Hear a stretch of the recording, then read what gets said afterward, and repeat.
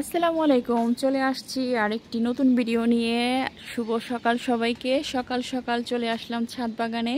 ছাদ বাগানের ছোট্ট একটা ভিডিও আপনাদের সামনে আজকে দিব আমি।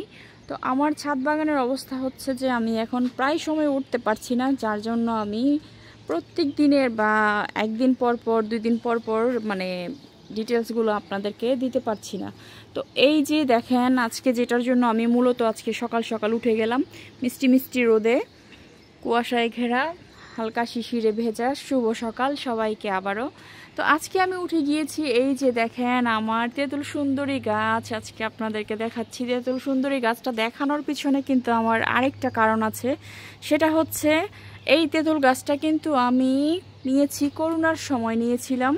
করোনা থেকে এ পর্যন্ত আজকে দীর্ঘ কয়েক বছর যাবৎ ফুল আসছে। এই যে দেখেন এরকম ফুল আসে, বাট কোনো ফল টল আমি এখনো পর্যন্ত তেঁতুল এখনো পর্যন্ত পাই নাই বলতে গেলে। এই যে অনেক ফুল আসছে মাশাল্লাহ।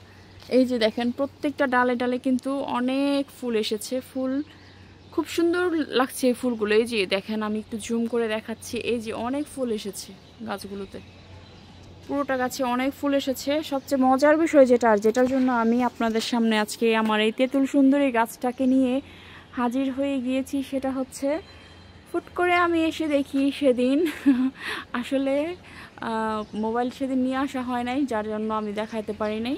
তো সেদিন এসে দেখতেছি যে এই যে আমার তেঁতুল সুন্দরী গাছে তেঁতুল ধরে আছে। দেখেন এই যে আলহামদুলিল্লাহ আল্লাহর কাছে যে তেঁতুল অবশেষে তেঁতুল সুন্দরী গাছটা আমাকে তেঁতুল দেখাতে পেরেছে।